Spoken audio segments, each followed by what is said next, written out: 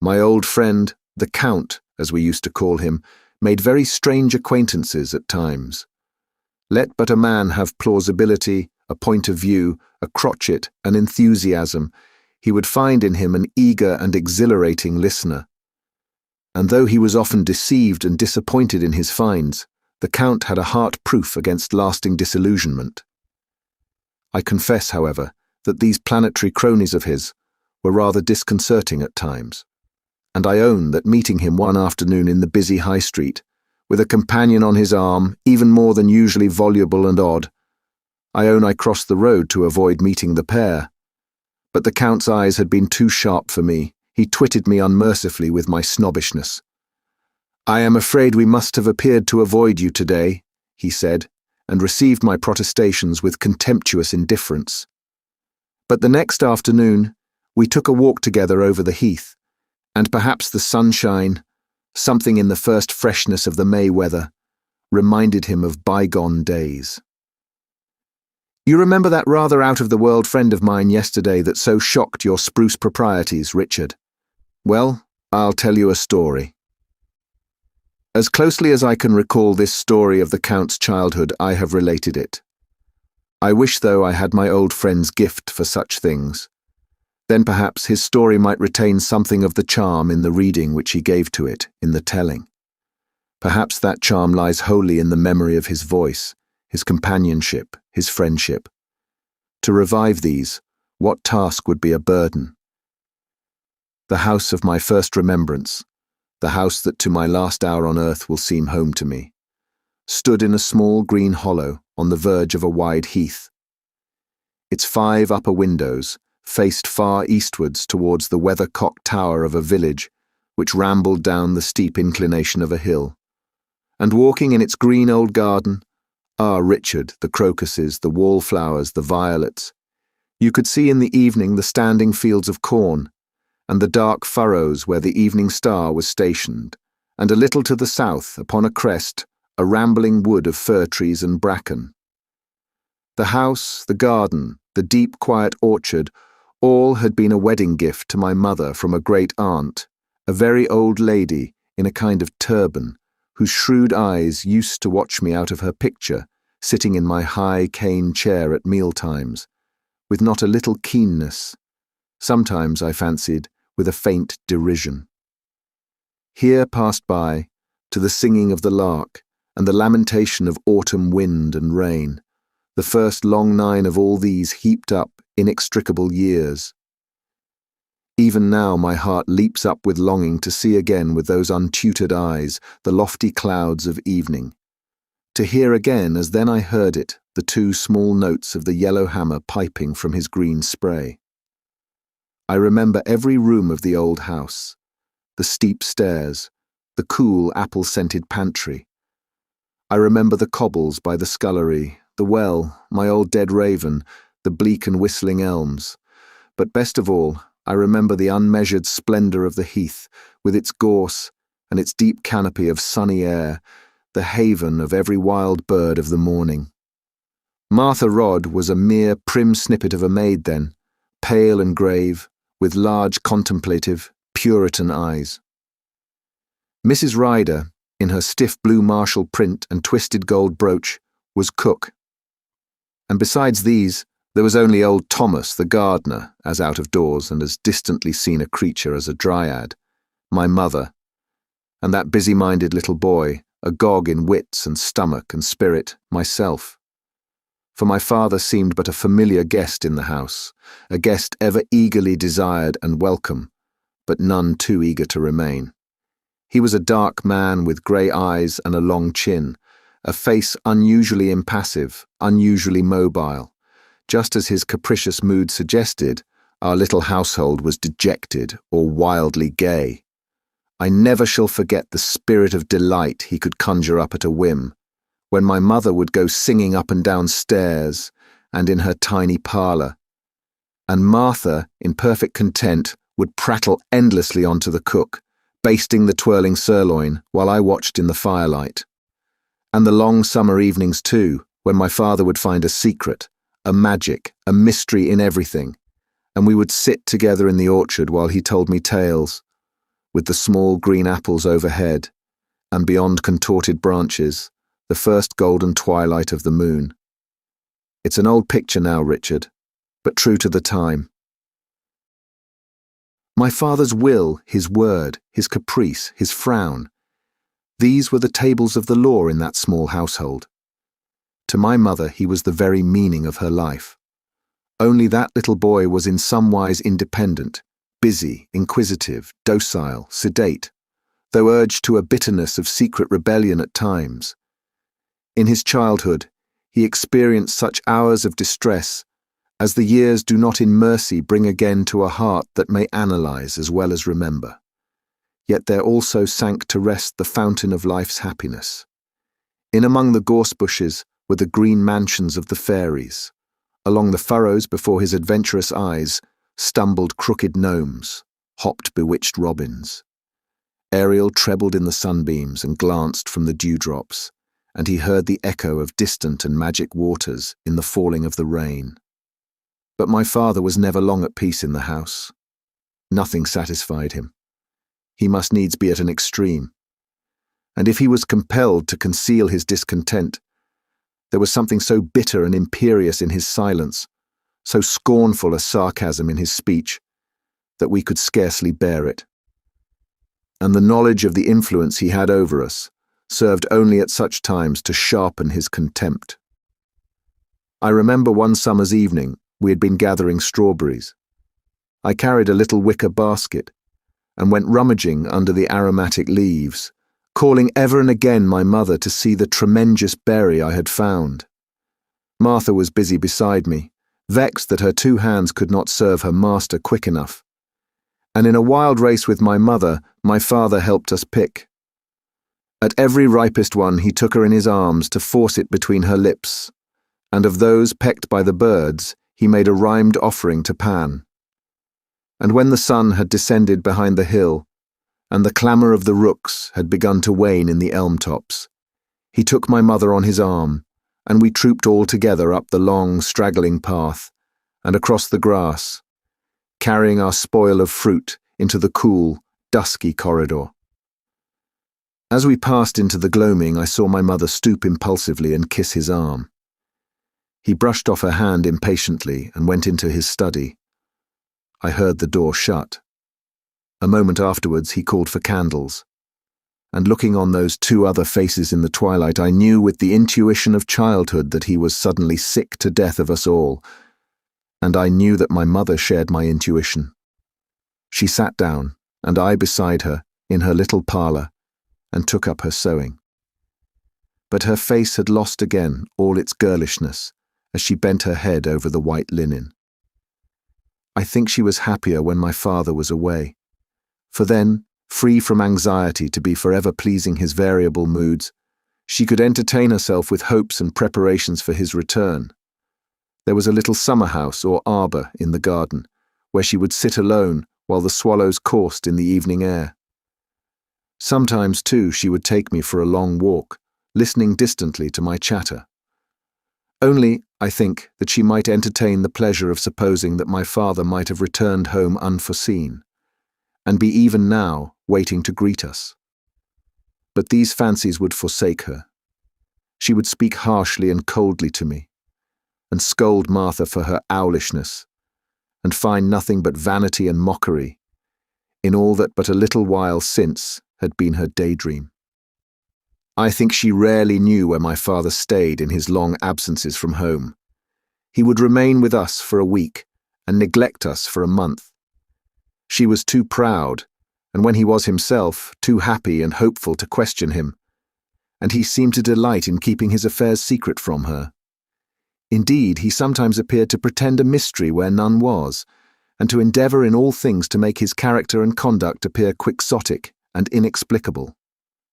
So time went on, yet it seemed, as each month passed by, the house was not so merry and happy as before. Something was fading and vanishing that would not return. Estrangement had pierced a little deeper. I think care at last put out of my mother's mind even the semblance of her former gaiety. She sealed up her heart, lest love should break forth anew into the bleakness. On Guy Fawkes' Day, Martha told me at bedtime that a new household had moved into the village on the other side of the heath. After that, my father stayed away from us, but seldom. At first, my mother showed her pleasure in 1,000 ways, with dainties of her own fancy and cooking, with ribbons in her dark hair, with new songs, though she had but a small thin voice. She read to please him, and tired my legs out in useless errands in his service. And a word of praise sufficed her for many hours of difficulty. But by and by, when evening after evening was spent by my father away from home, she began to be uneasy and depressed. And though she made no complaint, her anxious face, the incessant interrogation of her eyes, vexed and irritated him beyond measure. "Where does my father go after dinner?" I asked Martha one night, when my mother was in my bedroom, folding my clothes. "How dare you ask such a question?" said my mother. "And how dare you talk to the child about your master's comings and goings?" "But where does he?" I repeated to Martha, when my mother was gone out of the room. "Shh, now, Master Nicholas," she answered. "Didn't you hear what your mamma said? She's vexed, poor lady, at master's never spending a whole day at home, but nothing but those cards every night at Mr. Gray's. Why, often it's 12 and 1 in the morning, when I've heard his foot on the gravel beneath the window. But there, I'll be bound. She doesn't mean to speak unkindly. It's a terrible scourge, is jealousy, Master Nicholas, and not generous or manly to give it cause. Mrs. Ryder was kept a widow all along of jealousy, and but a week before her wedding with her second. But why is mother jealous of my father playing cards?" Martha slipped my nightgown over my head. "Shh, Master Nicholas, little boys mustn't ask so many questions. And I hope when you are grown up to be a man, my dear, you will be a comfort to your mother. She needs it, poor soul, and sakes alive, just now of all times." I looked inquisitively into Martha's face, but she screened my eyes with her hand, and instead of further questions, I said my prayers to her. A few days after this, I was sitting with my mother in her parlour, holding her grey worsted for her to wind, when my father entered the room and bade me put on my hat and muffler. "He is going to pay a call with me," he explained curtly. As I went out of the room, I heard my mother's question. "To your friends at the Grange, I suppose?" "You may suppose whatever you please," he answered. I heard my mother rise to leave the room, but he called her back, and the door was shut. The room in which the card players sat was very low-ceiled. A piano stood near the window, a rosewood table with a fine dark crimson work-basket upon it by the fireside, and some little distance away, a green card table with candles burning. Mr. Gray was a slim, elegant man, with a high, narrow forehead and long fingers. Major Aubrey was a short, red-faced, rather taciturn man. There was also a younger man with fair hair. They seemed to be on the best of terms together, and I helped to pack the cards and to pile the silver coins, sipping a glass of sherry with Mr. Gray. My father said little, paying me no attention, but playing gravely with a very slight frown. After some little while the door opened, and a lady appeared. This was Mr. Gray's sister, Jane, I learned. She seated herself at her work table and drew me to her side. "Well, so this is Nicholas," she said. "Or is it Nick?" "Nicholas," I said. "Of course," she said, smiling. "And I like that too, much the best. How very kind of you to come to see me. It was to keep me company, you know, because I am very stupid at games, but I love talking. Do you?" I looked into her eyes and knew we were friends. She smiled again with open lips and touched my mouth with her thimble. "Now, let me see, business first and me afterwards. You see, I have 3 different kinds of cake, because I thought, I cannot in the least tell which kind he'll like best. Could I now? Come, you shall choose."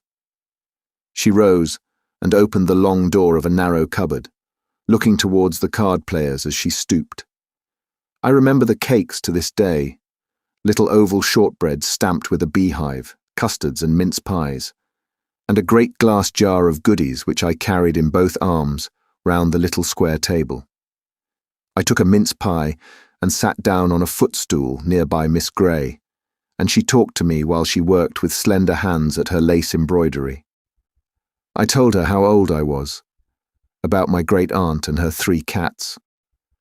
I told her my dreams, and that I was very fond of Yorkshire pudding. From under the meat, you know. And I told her I thought my father the handsomest man I had ever seen. What, handsomer than Mr. Spencer? She said, laughing, looking along her needle. I answered that I did not very much like clergymen. And why? She said gravely. Because they do not talk like real, I said. She laughed very gaily. Do men ever? She said, and her voice was so quiet and so musical, her neck so graceful. I thought her a very beautiful lady, admiring especially her dark eyes when she smiled brightly and yet half sadly at me. I promised, moreover, that if she would meet me on the heath, I would show her the rabbit warren and the miller's pool. Well, Jane, and what do you think of my son? Said my father when we were about to leave. She bent over me and squeezed a lucky 4-penny piece into my hand. I love 4pence, pretty little 4pence. I love 4pence better than my life, she whispered into my ear. But that's a secret, she added, glancing up over her shoulder. She kissed lightly the top of my head. I was looking at my father while she was caressing me, and I fancied a faint sneer passed over his face. But when we had come out of the village onto the heath, in the bare, keen night, as we walked along the path together between the gorse bushes, now on turf and now on stony ground, never before had he seemed such a wonderful companion. He told me little stories. He began 100 and finished none. Yet with the stars above us, they seemed a string of beads all of bright colours. We stood still in the vast darkness while he whistled that strangest of all old songs, the song the sirens sang. He pilfered my wits and talked like my double. But when, how much too quickly, I thought with sinking heart, we were come to the house gates, he suddenly fell silent, turned an instant, and stared far away over the windy heath. How weary, flat, stale, he began, and broke off between uneasy laughter and a sigh. Listen to me, Nicholas, he said, lifting my face to the starlight. You must grow up a man, you understand. No vapourings, no posings, no caprices, and above all, no sham. No sham. It's your one and only chance in this unfaltering scheme. He scanned my face long and closely. You have your mother's eyes, he said musingly. And that, he added under his breath, that's no joke. He pushed open the squealing gate, and we went in. My mother was sitting in a low chair before a dying and cheerless fire. Well, Nick, she said very suavely, and how have you enjoyed your evening? I stared at her without answer. Did you play cards with the gentleman, or did you turn over the music? I talked to Miss Grey, I said. Really, said my mother, raising her eyebrows, and who then is Miss Grey? My father was smiling at us with sparkling eyes. Mr. Grey's sister, I answered in a low voice. Not his wife, then, said my mother, glancing furtively at the fire. I looked towards my father in doubt, but could lift my eyes no higher than his knees. You little fool, he said to my mother with a laugh. What a sharpshooter. Never mind, Sir Nick. There, run off to bed, my man. My mother caught me roughly by the sleeve as I was passing her chair. Aren't you going to kiss me good night, then? She said furiously, her narrow underlip quivering. You too. I kissed her cheek. That's right, my dear, she said scornfully. That's how little fishes kiss. She rose and drew back her skirts. I refuse to stay in the room, she said haughtily, and with a sob she hurried out. My father continued to smile, but only a smile it seemed gravity had forgotten to smooth away. He stood very still, so still that I grew afraid he must certainly hear me thinking. Then, with a kind of sigh, he sat down at my mother's writing table and scribbled a few words with his pencil on a slip of paper. "There, Nicholas, just tap at your mother's door with that. Good night, old fellow." He took my hand and smiled down into my eyes with a kind of generous dark appeal that called me straight to his side. I hastened conceitedly upstairs and delivered my message. My mother was crying when she opened the door. "Well," she said in a low, trembling voice. But presently afterwards, while I was still lingering in the dark corridor, I heard her run down quickly, and in a while my father and mother came upstairs together, arm in arm, and by her light talk and laughter you might suppose she had no knowledge of care or trouble at all. Never afterwards did I see so much gaiety and youthfulness in my mother's face as when she sat next morning with us at breakfast. The honeycomb, the small bronze chrysanthemums, her yellow gown seemed dainty as a miniature. With every word her eyes would glance covertly at my father, her smile, as it were, hesitating between her lashes. She was so light and girlish and so versatile, I should scarcely have recognized the weary and sallow face of the night before. My father seemed to find as much pleasure or relief in her good spirits as I did, and to delight in exercising his ingenuity to quicken her humor. It was but a transient morning of sunshine, however, and as the brief and somber day waned, its gloom pervaded the house. In the evening my father left us to our solitude as usual, and that night was very misty over the heath, with a small, warm rain falling. So it happened that I began to be left more and more to my own devices, and grew so inured at last to my own narrow company and small thoughts and cares, that I began to look on my mother's unhappiness almost with indifference, and learned to criticize almost before I had learned to pity.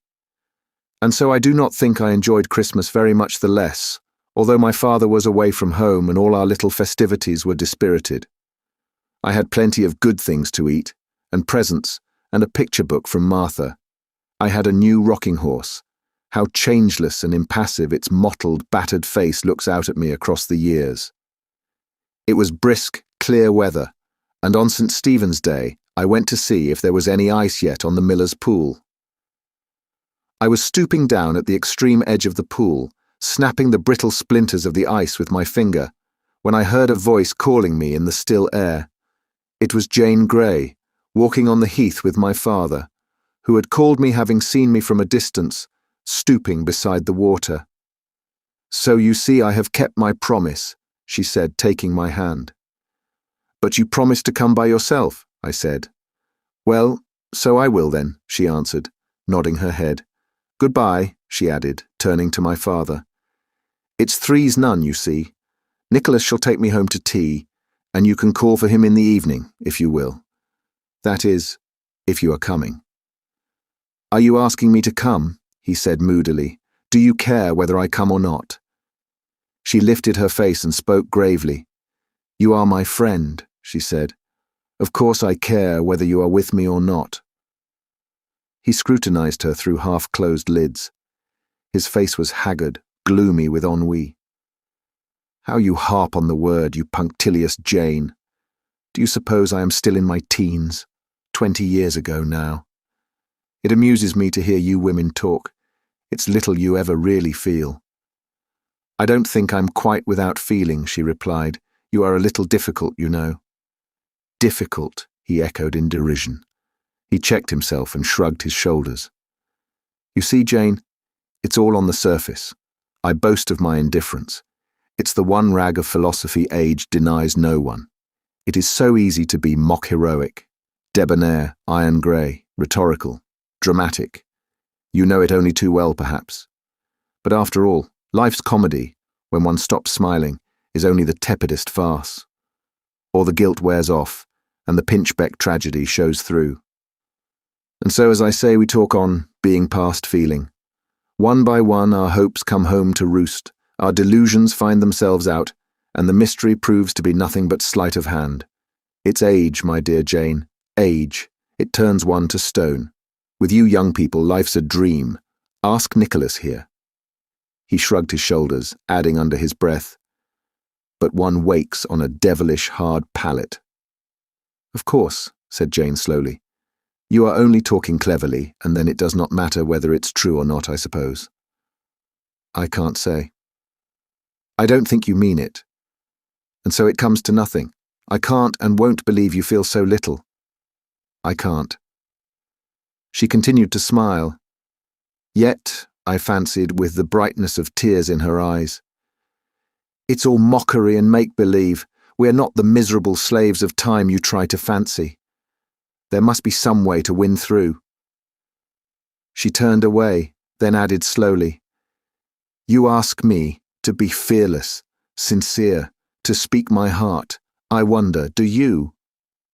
My father did not look at her, appeared not to have seen the hand she had half held out to him, and as swiftly withdrawn.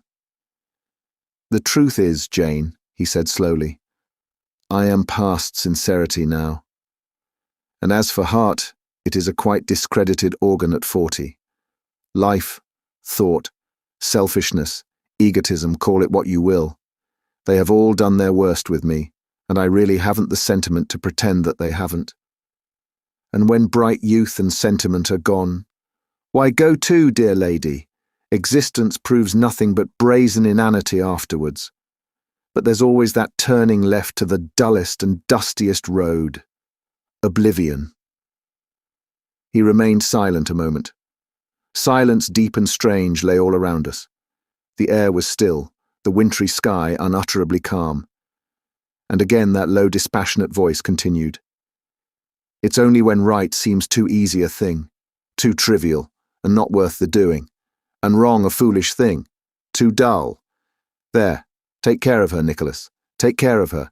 Snips and snails, you know. Au revoir. 'Pon my word, I almost wish it was goodbye."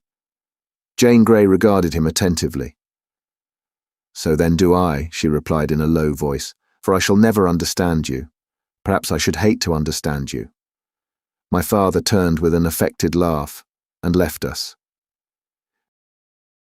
Miss Grey and I walked slowly along beside the frosty bulrushes until we came to the wood. The bracken and heather were faded. The earth was dark and rich with autumnal rains. Fir cones lay on the moss beneath the dark green branches. It was all now utterly silent in the wintry afternoon. Far away rose tardily and alighted the hoarse rooks upon the ploughed earth. High in the pale sky passed a few on ragged wing. "What does my father mean by wishing it was goodbye?" I said. But my companion did not answer me in words. She clasped my hand. She seemed very slim and gracious, walking by my side on the hardened ground. My mother was small now and awkward beside her in my imagination. I questioned her about the ice, about the red sky, and if there was any mistletoe in the woods. Sometimes she in turn asked me questions too, and when I answered them, we would look at each other and smile, and it seemed it was with her as it was with me, of the pure gladness I found in her company. In the middle of our walk to the thorns, she bent down in the cold twilight, and putting her hands on my shoulders, "My dear, dear Nicholas," she said, "you must be a good son to your mother, brave and kind. Will you?" "He hardly ever speaks to mother now," I answered instinctively. She pressed her lips to my cheek, and her cheek was cold against mine, and she clasped her arms about me. "Kiss me," she said. "We must do our best, mustn't we?" she pleaded, still holding me. I looked mournfully into the gathering darkness. "That's easy when you're grown up," I said.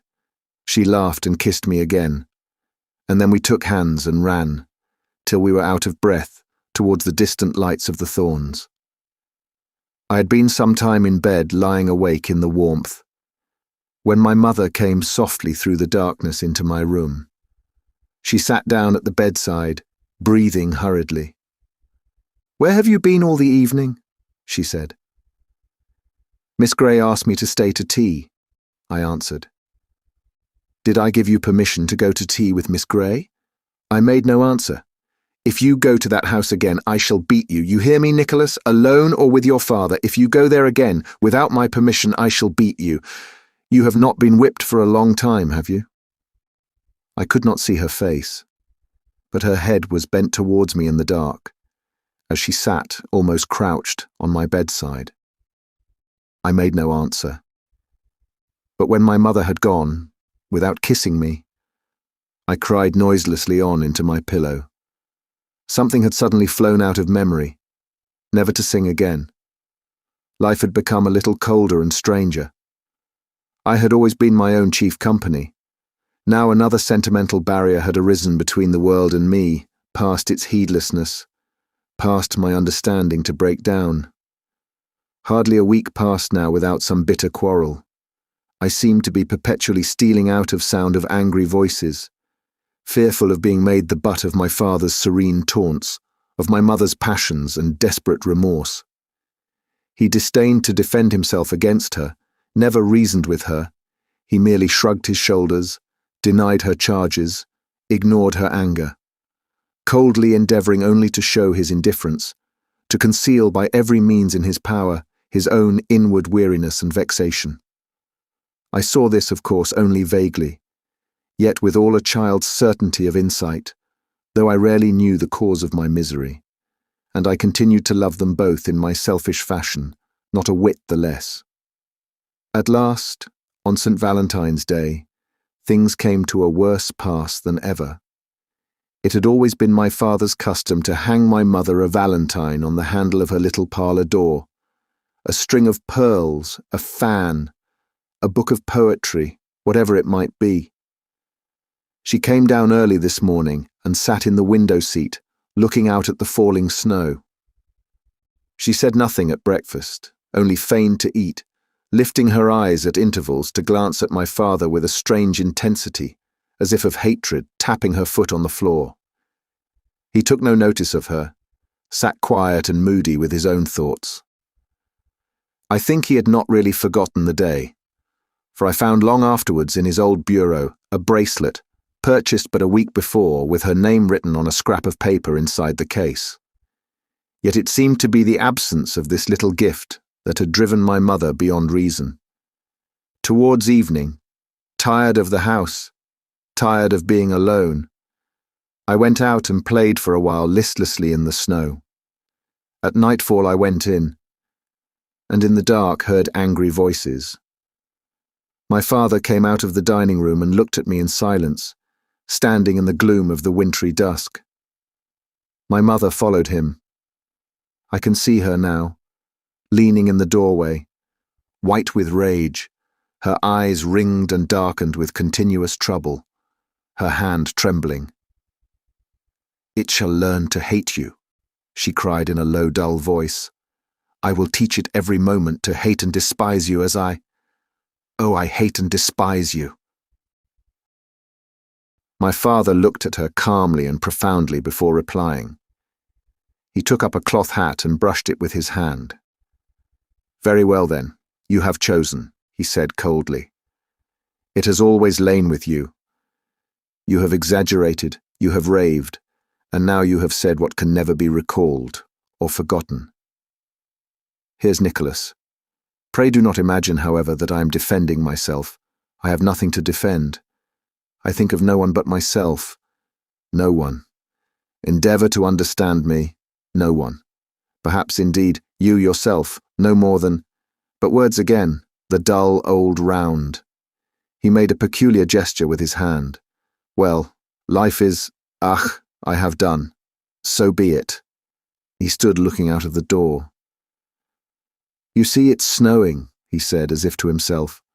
All the long night before and all day long, snow had been falling continuously. The air was wintry and cold.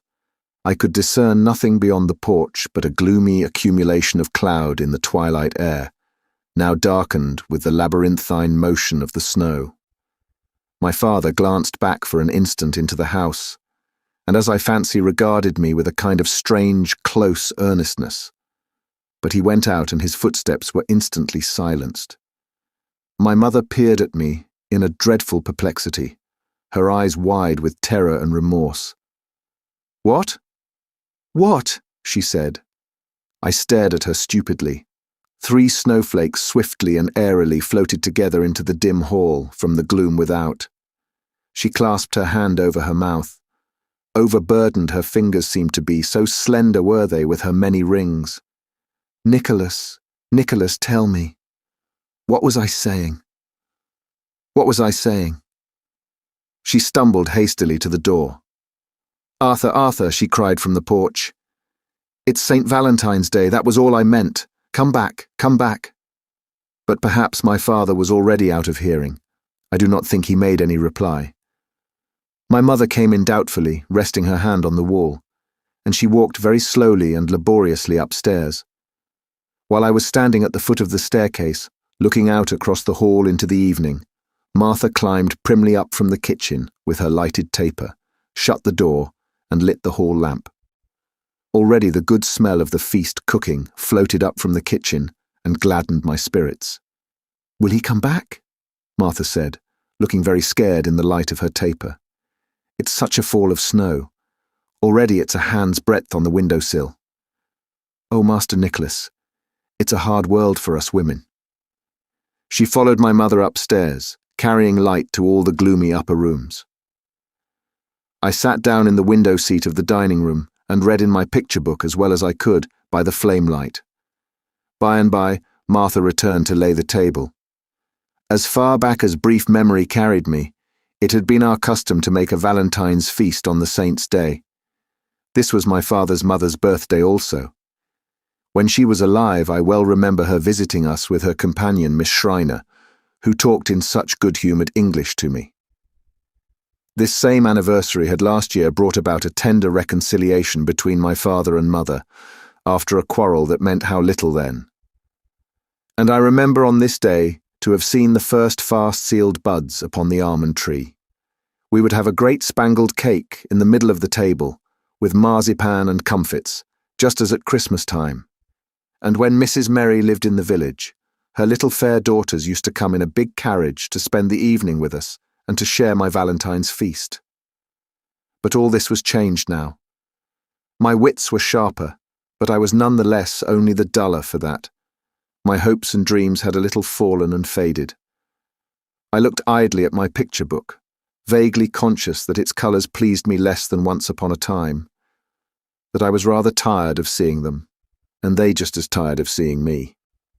And yet I had nothing else to do, so I must go on with a hard face, turning listlessly the pictured pages. About 7 o'clock my mother sent for me. I found her sitting in her bedroom. Candles were burning before the looking-glass. She was already dressed in her handsome black silk gown and wearing her pearl necklace. She began to brush my hair, curling its longer ends with her fingers, which she moistened in the pink bowl that was one of the first things I had set eyes on in this world. She put me on a clean blouse and my buckle shoes, talking to me the while, almost as if she were telling me a story. Then she looked at herself long and earnestly in the glass, throwing up her chin with a smile, as was a habit of hers in talk. I wandered about the room, fingering the little toilet boxes and knick-knacks on the table. By mischance I upset one of these, a scent bottle that held rose water. The water ran out and filled the warm air with its fragrance.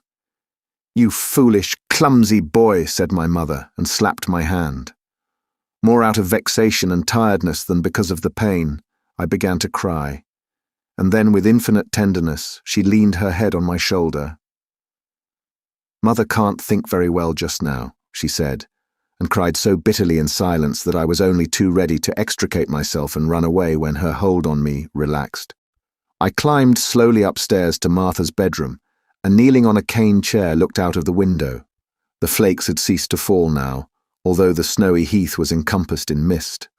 Above the snow the clouds had parted, drifting from beneath the stars, and these in their constellations were trembling very brightly, and here and there burned one of them in solitude, larger and wilder in its radiance than the rest. But though I did not tire of looking out of the window, my knees began to ache. And the little room was very cold and still, so near the roof. So I went down to the dining room with all its 7 candlesticks kindled, seeming to my unaccustomed eyes a very splendid blaze out of the dark. My mother was kneeling on the rug by the fireside. She looked very small, even dwarfish, I thought. She was gazing into the flames, one shoe curved beneath the hem of her gown, her chin resting on her hand. I surveyed the table with its jellies and sweetmeats and glasses and fruit, and began to be very hungry, so savoury was the smell of the turkey roasting downstairs.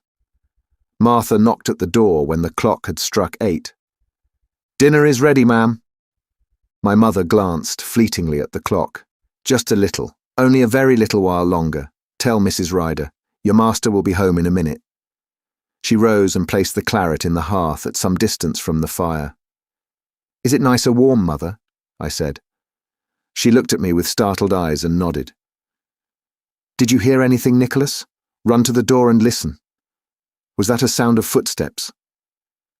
I opened the outer door and peered into the darkness. But it seemed the world ended here with the warmth and the light. Beyond could extend only winter and silence, a region that, familiar though it was to me, seemed now to terrify me like an enormous sea. "It stopped snowing," I said, "but there isn't anybody there." "Nobody at all, Mother." The hours passed heavily from quarter on to quarter. The turkey, I grieved to hear, was to be taken out of the oven and put away to cool in the pantry. I was bidden help myself to what I pleased of the trembling jellies and delicious pink blancmange. Already midnight would be the next hour to be chimed. I felt sick, yet was still hungry and very tired. The candles began to burn low. "Leave me a little light here, then," my mother said at last to Martha, "and go to bed. Perhaps your master has missed his way home in the snow." But Mrs. Ryder had followed Martha into the room. "You must pardon my interference, ma'am, but it isn't right.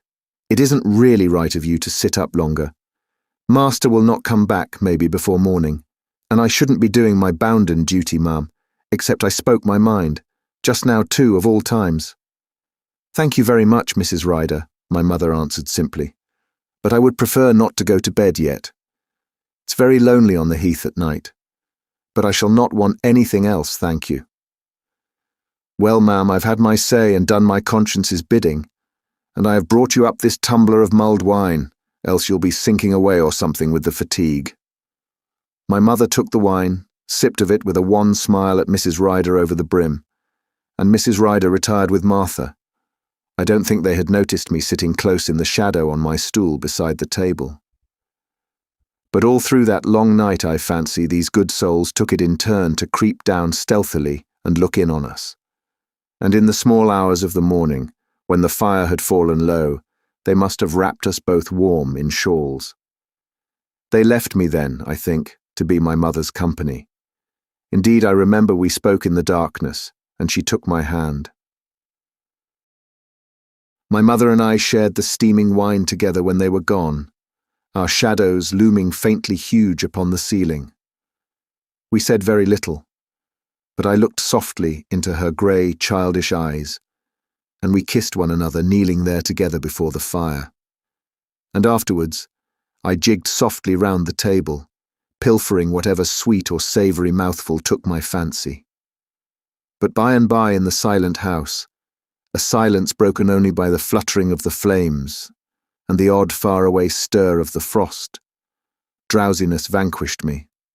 I sat down by the fireside, leaning my head on a chair, and sitting thus vaguely eyeing firelight and wavering shadow, I began to nod, and very soon dreams stalked in, mingling with reality. It was early morning when I awoke, dazed and cold and miserable in my uncomfortable resting place. The rare odour of frost was on the air. The ashes of the fire lay iron-grey upon the cold hearth. An intensely clear white ray of light leaned up through a cranny of the shutters to the cornice of the ceiling. I got up with difficulty. My mother was still asleep, breathing heavily, and as I stooped, regarding her curiously, I could almost watch her transient dreams fleeting over her face, and now she smiled faintly, and now she raised her eyebrows as if in some playful and happy talk with my father. Then again, utterly still, darkness would descend on brow and lid and lip. I touched her sleeve, suddenly conscious of my loneliness in the large house. Her face clouded instantly. She sighed profoundly. "What?" she said. "Nothing. Nothing?" She stretched out her hand towards me. The lids drew back from eyes still blind from sleep. But gradually, time regained its influence over her. She moistened her lips and turned to me, and suddenly, in a gush of agony, remembrance of the night returned to her. She hid her face in her hands, rocking her body gently to and fro, then rose and smoothed back her hair at the looking-glass. I was surprised to see no trace of tears on her cheeks. Her lips moved, as if unconsciously a heart worn out with grief addressed that pale reflection of her sorrow in the glass. I took hold of the hand that hung down listlessly on her silk skirt, and fondled it, kissing punctiliously each loose ring in turn. But I do not think she heeded my kisses. So I returned to the table on which was still set out the mockery of our Valentine feast, strangely disenchanted in the chill dusk of daybreak. I put a handful of wine biscuits and a broken piece of cake in my pocket, for a determination had taken me to go out onto the heath. My heart beat thick and fast in imagination of the solitary snow, and of myself wandering in loneliness across its untrampled surface. A project also was forming in my mind of walking over to the Thorns, for somehow I knew my mother would not scold or punish me that day. Perhaps I thought my father would be there, and I would tell Miss Grey all about my adventure of the night spent down in the dining room. So moving very stealthily and betraying no eagerness, lest I should be forbidden to go, I stole at length unnoticed from the room, and leaving the great hall door ajar, ran out joyously into the wintry morning. Already dawn was clear and high in the sky. Already the first breezes were moving in the mists, and breathed chill, as if it were the lingering darkness itself on my cheeks. The air was cold, yet with a fresh, faint sweetness. The snow lay crisp across its perfect surface, mounded softly over the gorse bushes, though here and there a spray of parched blossom yet protruded from its cowl. Flaky particles of ice floated invisible in the air. I called out with pleasure to see the little ponds where the snow had been blown away from the black ice. I saw on the bushes, too, the webs of spiders stretched from thorn to thorn and festooned with crystals of hoarfrost. I turned and counted as far as I could my footsteps leading back to the house, which lay roofed in gloomy pallor, dim and obscured in the darkened west. A waning moon that had risen late in the night shone, it seemed, very near to the earth, but every moment light swept invincibly in, pouring its crystal like a river, and darkness sullenly withdrew into the north. And when at last the sun appeared, glittering along the rosy snow, I turned in an ecstasy and with my finger pointed him out, as if the house I had left behind me might view him with my own delight. Indeed, I saw its windows transmuted, and heard afar a thrush pealing in the bare branches of a pear tree, and a robin startled me, so suddenly shrill and sweet he broke into song from a snowy tuft of gorse. I was now come to the beginning of a gradual incline, from the summit of which I should presently descry in the distance the avenue of lindens that led towards the village from the margin of the heath. As I went on my way munching my biscuits, looking gaily about me, I brooded deliciously on the breakfast which Miss Grey would doubtless sit me down to, and almost forgot the occasion of my errand and the troubled house I had left behind me. At length I climbed to the top of the smooth ridge and looked down. At a little distance from me grew a crimson hawthorn tree that often in past Aprils I had used for a green tent from the showers, but now it was closely hooded, darkening with its faint shadow the long expanse of unshadowed whiteness. Not very far from this bush I perceived a figure lying stretched along the snow, and knew instinctively that this was my father lying here. The sight did not then surprise or dismay me. It seemed only the lucid sequel to that long, heavy night watch, to all the troubles and perplexities of the past. I felt no sorrow, but stood beside the body, regarding it only with deep wonder and a kind of earnest curiosity, yet perhaps with a remote pity too, that he could not see me in the beautiful morning. His grey hand lay arched in the snow. His darkened face, on which showed a smear of dried blood, was turned away a little, as if out of the oblique sunshine. I understood that he was dead, and had already begun speculating on what changes it would make, how I should spend my time, what would happen in the house now that he was gone, his influence, his authority, his discord. I remembered too that I was alone, was master of this immense secret, that I must go home sedately, as if it were a Sunday, and in a low voice tell my mother, concealing any exultation I might feel in the office. I imagined the questions that would be asked me, and was considering the proper answers to make to them, when my morbid dreams were suddenly broken in on by Martha Rodd. She stood in my footsteps, looking down on me from the ridge from which I had but just now descended. She hastened towards me, stooping a little as if she were carrying a heavy bundle, her mouth ajar, her forehead wrinkled beneath its wispy, light brown hair. "Look, Martha, look!" I cried. "I found him in the snow. He's dead." And suddenly, a bond seemed to snap in my heart. The beauty and solitude of the morning, the perfect whiteness of the snow, it was all an uncouth mockery against me, a subtle and quiet treachery. The tears gushed into my eyes, and in my fear and affliction I clung to the poor girl, sobbing bitterly, protesting my grief, hiding my eyes in terror from that still, inscrutable shape. She smoothed my hair with her hand again and again, her eyes fixed, and then at last, venturing cautiously nearer, she stooped over my father. "Oh, Master Nicholas," she said, "his poor dark hair. What will we do now? What will your poor mamma do now, and him gone?" She hid her face in her hands, and our tears gushed out anew. But my grief was speedily forgotten. The novelty of being left entirely alone, my own master, to go where I would, to do as I pleased. The experience of being pitied most when I least needed it. And then, when misery and solitariness came over me like a cloud, of being utterly ignored, turned my thoughts gradually away. My father's body was brought home and laid in my mother's little parlour that looked out onto the garden and the snowy orchard. The house was darkened. I took a secret pleasure in peeping in on the sunless rooms and stealing from door to door through corridors screened from the daylight. My mother was ill, and for some inexplicable reason, I connected her illness with the bevy of gentlemen dressed in black who came one morning to the house and walked away together over the heath. Finally, Mrs. Marshall drove up one afternoon from Islington, and by the bundles she had brought with her and her grained box with the iron handles, I knew that she was come, as once before in my experience, to stay.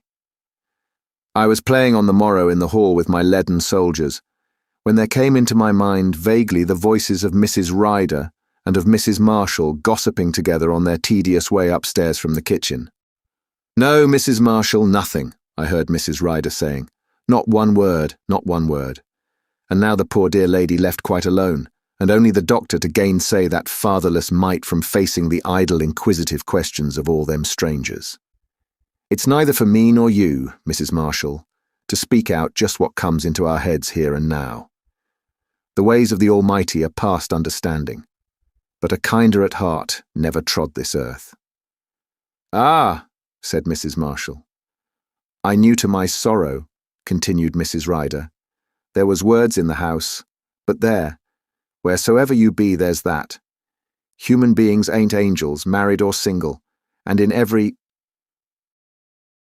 "Wasn't there talk of some—" insinuated Mrs. Marshall discreetly. "Talk, Mrs. Marshall," said Mrs. Ryder, coming to a standstill. "I scorn the word, a pinch of truth in a hogshead of falsehood. I don't gainsay it even. I just shut my ears there, with the dead." Mrs. Marshall had opened her mouth to reply when I was discovered, crouched as small as possible at the foot of the stairs. "Well, here's pictures," said Mrs. Marshall pleasantly. "And this is the poor fatherless mannequin, I suppose. It's hard on the innocent Mrs. Ryder, and him grown such a sturdy child too, as I said from the first. Well now, and don't you remember me, little man? Don't you remember Mrs. Marshall? He ought to now." "He's a very good boy in general," said Mrs. Ryder, "and I'm sure I hope and pray he'll grow up to be a comfort to his poor widowed mother, if so be—" They glanced earnestly at one another, and Mrs. Marshall stooped with a sigh of effort and drew a big leather purse from a big loose pocket under her skirt, and selected a bright halfpenny piece from among its silver and copper. "I make no doubt he will, poor mite," she said cheerfully. I took the halfpenny in silence, and the two women passed slowly upstairs. In the afternoon, in order to be beyond call of Martha, I went out onto the heath with a shovel, intent on building a great tomb in the snow. Yet more snow had fallen during the night. It now lay so deep as to cover my socks above my shoes. I laboured very busily, shovelling, beating, moulding, stamping. So intent was I that I did not see Miss Grey until she was close beside me. I looked up from the snow and was surprised to find the sun already set, and the low mists of evening approaching. Miss Grey was veiled and dressed in furs to the throat. She drew her ungloved hand from her muff. "Nicholas," she said in a low voice. I stood for some reason confused and ashamed without answering her. She sat down on my shapeless mound of snow and took me by the hand. Then she drew up her veil, and I saw her face pale and darkened, and her clear dark eyes gravely gazing into mine. "My poor, poor Nicholas," she said, and continued to gaze at me with her warm hand clasping mine. "What can I say? What can I do? Isn't it very, very lonely out here in the snow?" "I didn't feel lonely much," I answered. I was playing at building." "And I'm sitting on your beautiful snow house then," she said, smiling sadly, her hand trembling upon mine. "It isn't a house," I answered, turning away. She pressed my hand on the furs at her throat. "Poor cold blue hands," she said. "Do you like playing alone?" "I like you being here," I answered. "I wish you would come always, or at least sometimes." She drew me close to her, smiling, and bent and kissed my head. "There," she said, "I am here now." "Mother's ill," I said. She drew back and looked out over the heath, towards the house. "They have put my father in the little parlour, in his coffin, of course. You know he's dead, and Mrs. Marshall's come. She gave me a halfpenny this morning. Dr. Graham gave me a whole crown, though." I took it out of my breeches pocket and showed it to her. "That's very, very nice," she said. "What lots of nice things you can buy with it. And look, I'm going to give you a little keepsake too, between just you and me." It was a small silver box that she drew out of her muff, and embossed in the silver of the lid was a crucifix. "I thought perhaps I should see you today, you know," she continued softly. "Now, who's given you this?" she said, putting the box into my hand. "You," I answered softly. "And who am I?" "Miss Grey," I said. "Your friend, Jane Grey," she repeated, as if she were fascinated by the sound of her own name. "Say it now. Always my friend, Jane Grey." I repeated it after her. "And now," she continued, "tell me which room is the little parlour. Is it that small window at the corner under the ivy?" I shook my head. "Which?" she said in a whisper after a long pause. I twisted my shovel in the snow. "Would you like to see my father?" I asked her. "I am sure you know Martha would not mind, and Mother's in bed." She started, her dark eyes dwelling strangely on mine. "But Nicholas, you poor lamb." "Where?" she said without stirring. "It's at the back, a little window that comes out. If you were to come this evening, I would be playing in the hall.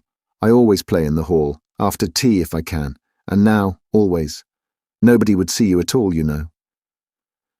She sighed. "Oh, what are you saying?" she said, and stood up, drawing down her veil. "But would you like to?" I repeated. She stooped suddenly, pressing her veiled face to mine. I'll come," she said, her face utterly changed, so close to my eyes. "We can both still be loyal to him, can't we, Nicholas?" She walked away quickly, towards the pool and the little darkened wood. I looked after her, and knew that she would be waiting there alone till evening. I looked at my silver box with great satisfaction, and after opening it, put it into my pocket with my crown piece and my halfpenny, and continued my building for a while. But now zest for it was gone, and I began to feel cold, the frost closing in keenly as darkness gathered. So I went home. My silence and suspicious avoidance of scrutiny and question passed unnoticed. Indeed, I ate my tea in solitude, except that now and again one or other of the women would come bustling in on some brief errand. A peculiar suppressed stir was in the house. I wondered what could be the cause of it, and began suddenly to be afraid of my project being discovered. Nonetheless, I was playing in the evening, as I had promised, close to the door, alert to catch the faintest sign of the coming of my visitor. "Run down to the kitchen, dearie," said Martha. Her cheeks were flushed. She was carrying a big can of steaming water. "You must keep very, very quiet this evening, and go to bed like a good boy. And perhaps tomorrow morning I'll tell you a great, great secret." She kissed me with hasty rapture. I was not especially inquisitive of her secret just then, and eagerly promised to be quite quiet if I might continue to play where I was. "Well, very, very quiet then. And you mustn't let Mrs. Marshall," she began, but hurried hastily away in answer to a peremptory summons from upstairs. Almost as soon as she was gone, I heard a light rap on the door. It seemed that Jane Grey had brought in with her the cold and freshness of the woods. I led the way on tiptoe down the narrow corridor and into the small silent room. The candles burned pure and steadfastly in their brightness. The air was still and languid with the perfume of flowers. Overhead passed light, heedful footsteps, but they seemed not a disturbing sound, only a rumour beyond the bounds of silence. "I am very sorry," I said, "but they have nailed it down. Martha says the men came this afternoon." Miss Grey took a little bunch of snowdrops from her bosom and hid them in among the clustered wreaths of flowers, and she knelt down on the floor, with a little silver cross, which she sometimes wore pressed tight to her lips. I felt ill at ease to see her praying, and wished I could go back to my soldiers. But while I watched her, seeing in marvellous brilliancy everything in the little room, and remembering dimly the snow lying beneath the stars in the darkness of the garden, I listened also to the quiet footsteps passing to and fro in the room above. Suddenly, the silence was broken by a small, continuous, angry crying. Miss Grey looked up. Her eyes were very clear and wonderful in the candlelight. "What was that?" she said faintly, listening. I stared at her. The cry welled up anew, piteously, as if of a small, remote and helpless indignation. "Why, it sounds just like a little baby," I said. She crossed herself hastily and arose. "Nicholas!" she said in a strange, quiet, bewildered voice, yet her face was most curiously bright. She looked at me lovingly, and yet so strangely, I wished I had not let her come in. She went out as she had entered. I did not so much as peep into the darkness after her, but busy with 100 thoughts returned to my play. Long past my usual bedtime, as I sat sipping a mug of hot milk before the glowing cinders of the kitchen fire, Martha told me her secret. "So my impossible companion in the High Street yesterday was one, and only brother to your crazy old friend Richard," said the Count. "His only brother," he added in a muse.